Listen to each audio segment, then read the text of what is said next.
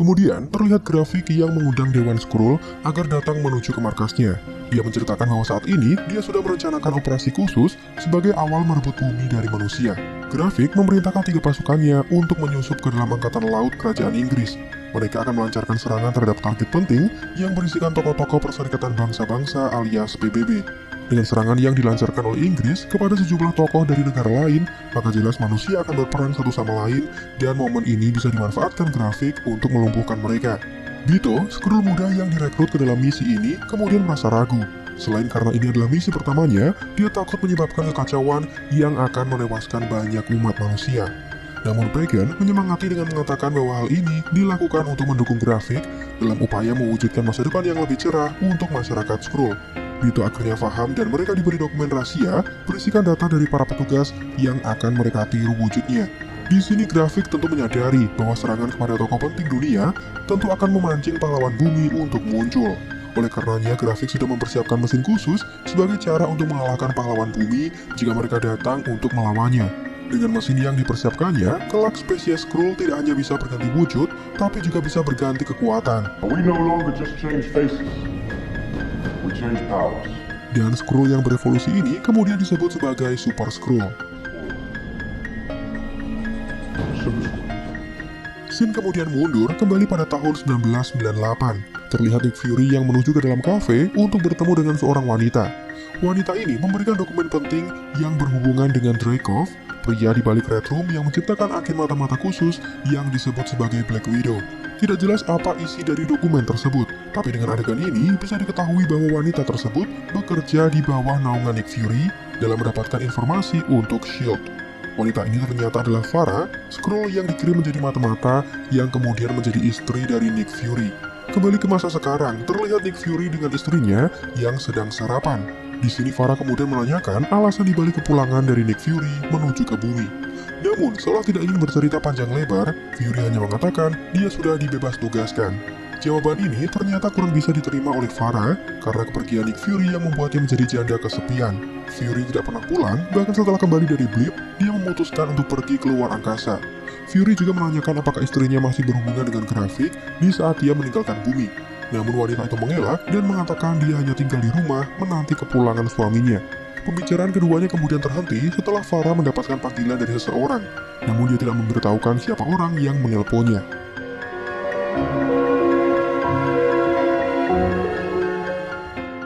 Di tempat lain terlihat grafik yang mendatangi Gaia. Dia merasa heran karena informasi pengeboman bisa bocor padahal tidak ada orang lain yang mengetahuinya. Di sini grafik sempat mencurigai Gaia, namun gadis itu menyalahkan Brogan. Karena dengan sejumlah siksaan yang diterimanya, pasti dia akan membocorkan informasi yang dia ketahui. Hal ini berbeda dengan Gaia yang akan berbohong karena dia loyal terhadap grafik sebagai pemimpinnya. Jawaban itu bisa diterima oleh grafik dan dia kemudian pergi dari sana. Tidak berselang lama, keduanya kemudian pergi menuju Inggris. Grafik datang untuk memenuhi undangan dari Telos yang ingin mengajaknya berunding mengenai Gaia karena dia mengkhawatirkan keselamatan putri tercintanya. Dalam perjalanan menggunakan mobil, grafik mengabarkan jadwal penyerangan kepada bawahannya. Pesawat yang mengangkut perwakilan PBB akan tiba di titik yang sudah ditentukan tepat pada pukul 10 malam. Dan itulah waktu yang tepat untuk menembak jatuh pesawat tersebut dengan misil dari kapal selam Neptune milik Inggris.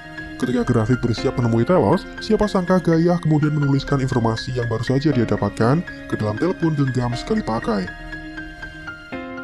Akhirnya, grafik bertemu dengan Telos, dengan grafik yang sedikit menyinggung mengenai lukisan Perang Dunia Pertama. Negarawan dan prajurit dikumpulkan dalam satu bingkai, dan ini sesuai dengan kondisi sekarang, di mana grafik yang menganggap dirinya sebagai prajurit, yang kelak akan melumpuhkan sejumlah negarawan seperti yang ada di dalam lukisan. Pembicaraan kemudian berlanjut, di sini Telos meminta grafik untuk berhenti membunuh manusia, dan dia bahkan menantangnya untuk berduel secara terhormat sebagai dua tokoh penting dari bangsa Skrull.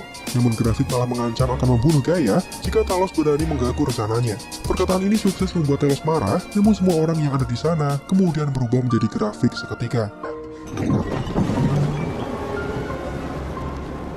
Ini menandakan bahwa pasukan Skrull pemberontak sudah tersebar dan ada di mana-mana.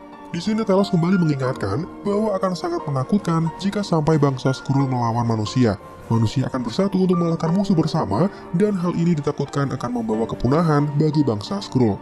Telos juga mengancam bahwa dia akan melaporkan semua rencana adu domba dari Grafik dan dunia akan tahu siapa musuh mereka sebenarnya. Telos juga tidak takut akan dibunuh manusia karena dia yakin manusia akan paham mana Skrull yang bersifat baik dan bisa dijadikan sekutu dan mana Skrull pemberontak yang ingin mengkudeta bumi. Namun Grafik kembali mengungkit tentang Gaia, membuat Telos murka dan menusukkan sebilah pisau tepat di tangannya. Telos kemudian pergi dari sana, namun ternyata Grafik bisa sembuh dari luka seketika, menjadi sebuah pertanda bahwa dia sudah memasukkan serum ekstremis ke dalam tubuhnya, sehingga membuatnya bisa meregenerasi luka dengan seketika. Pada saat Telos keluar, Gaia kemudian menyamar menjadi pria tua dan mengirimkan informasi mengenai jadwal pengeboman kepada ayahnya. Dia kemudian kembali ke mobil dengan cepat agar Grafik tidak curiga. Tidak lama setelah itu, terlihat Nick Fury yang mendatangi Telos. Dia mengabarkan sebuah petunjuk penting terkait keberadaan Skrull pemberontak di dalam pemerintahan, dan sosok itu sedang berada di London. Informasi ini sepertinya mengarah kepada James Rhodes dengan tingkah anehnya, dan karena dirasa penting, jadi Nick Fury mengabarkannya. Namun, Telos masih teringat dengan Fury yang marah-marah dan mengusirnya beberapa waktu lalu. Tapi sekarang dia datang tanpa rasa malu untuk meminta bantuan. Telos menolak membantu sampai Nick Fury memohon dengan santun, baru dia mau mempertimbangkannya. Help me, Telos, because I am useless without you. Dengan kerendahan hati, Fury kemudian memohon supaya rekannya itu mau membantunya. Keduanya kemudian pergi, dan di tengah jalan Telos mengabarkan mengenai informasi penyerangan delegasi PBB kepada Fury. Karena serangan itu bisa memicu perang dunia ketiga, dia langsung menghubungi Sonya untuk menanyakan seputar kapal selam bernama Neptune. Sonya sendiri saat itu sedang menyelidiki kamera mata-mata yang ditempelkan oleh Nick Fury pada patung burung hantu favoritnya. Dari percakapan ini, kemudian diketahui bahwa kapal selam itu dipimpin oleh seorang kapten bernama Commodore Robert Fairbank atau biasa dipanggil Bob. Sonya juga mengirimkan alamat rumahnya, dan Fury serta Telos langsung menuju ke sana. Selama perjalanan, keduanya kembali mengungkit kisah masa lalu mereka. Di sini Telos mengatakan bahwa Nick Fury sebenarnya adalah agen cadangan, namun dia mendapatkan banyak kenaikan pangkat di dalam S.H.I.E.L.D. karena reputasi kerja yang sangat bagus. Siapa sangka semua prestasi itu tidak dia dapatkan dengan perjuangannya sendiri. Ya, ada Telos dan pasukannya yang setia menjadi agen mata-mata tanpa diketahui siapapun sebagai upaya untuk membantu Nick Fury ketika beraksi. Dari penjelasan ini terlihat Fury yang sangat terbantu atas keterlibatan Telos dan pengikut setianya karena dia bisa dengan mudah mencegah kekacauan tanpa diketahui oleh musuhnya. Mereka kemudian sampai dan Telos melumpuhkan sejumlah pasukan Skrull yang menyamar menjadi penjaga keamanan.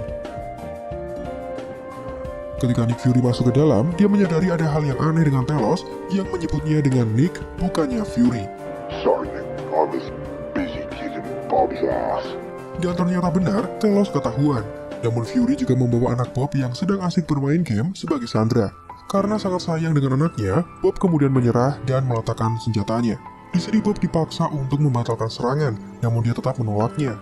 Nick Fury juga menyarankan agar Telos berubah menjadi Bob dan membatalkan serangan itu, tapi masalahnya dia tidak mengetahui kode rahasia untuk membatalkannya. Di sini Nick Fury geram dan bahkan menembak lutut dari pria itu, tapi Bob tetap konsisten dan tidak mau membocorkan kode rahasianya. Sementara itu, terlihat Bito yang ketakutan saat dia bersiap melancarkan serangan nuklir. Pagan terus membujuknya karena jika tidak mau, Bito akan dianggap sebagai pengkhianat. Waktu mereka semakin sedikit karena pesawat yang membawa delegasi PBB segera tiba di titik yang sudah ditentukan. Sementara Pagan sudah bersiap untuk meluncurkan serangan nuklir dengan memasukkan kunci pengaktifnya. Karena Bob tetap tidak memberikan kodenya dan malah membicarakan Gaia yang tidak percaya kepada ayahnya sendiri, Telos kemudian menembak mati komandan itu, membuatnya berubah menjadi Skrull seketika. Telos tidak kehabisan akal, dia langsung menghubungi putrinya untuk mencari tahu kode rahasianya. Dengan berani Gaia melawan pasukan Grafik untuk melihat rekaman ingatan dari Kapten asli yang saat ini sedang disandra. Ingatan pria itu didominasi oleh kenangan indah bersama anaknya, dan dari sini mereka mengetahui kode rahasianya adalah Zachary, nama dari anak laki-laki Kapten tersebut. Peluncuran segera dilaksanakan, tapi Telos berubah suaranya menjadi Kapten Bob untuk membatalkan tembakan nuklir lengkap dengan kode yang sudah dia dapatkan. Perang dunia ketiga berhasil dicegah bersamaan dengan gagalnya penembakan delegasi PBB yang dipersiapkan oleh Grafik. Sementara itu, Gaia bersiap untuk melarikan diri setelah perbuatan berani yang baru saja dia lakukan. Namun ternyata, di tengah jalan dia dihadang oleh Grafik yang sudah menunggunya di luar. Rupanya Grafik memang cerdik. Rencana penembakan delegasi PBB dia manfaatkan sebagai sarana untuk mendeteksi pengkhianat. Memang, rencana itu gagal dan petinggi PBB selamat, tapi dia berhasil menemukan pengkhianat yang selama ini membocorkan informasi penting kepada orang lain. Grafik kemudian menembaknya dan dia membunuh pengkhianat yang berani menggagalkan rencana invasinya. Or was that Di tempat lain, terlihat Priscilla Fury alias Farah yang dihubungi oleh seseorang. Entah apa isi dari pesan tersebut, namun wanita itu langsung menuju ke loker penyimpanan, tempat dia menyimpan senjata api. Bersamaan dengan itu, ada panggilan dari seorang pria yang ingin mengadakan pertemuan dengannya. Saat Farah meminta untuk bertemu dengan Grafik, pria misterius itu menolak karena dialah yang akan berbicara dengan Farah. Dan itulah penjelasan alur lengkap dari serial Secret Invasion episode 3. Sangat disayangkan, Gaia harus tewas karena dia belum bergabung bersama ayahnya dan berjuang bersama untuk mengalahkan Grafik serta Skrull pemberontak lainnya. Belum lagi dengan adanya Skrull di pemerintahan dan mesin Super Skrull, juga tindakan istri Nick Fury yang terlihat mencurigakan. Serial Secret Invasion masih akan berlanjut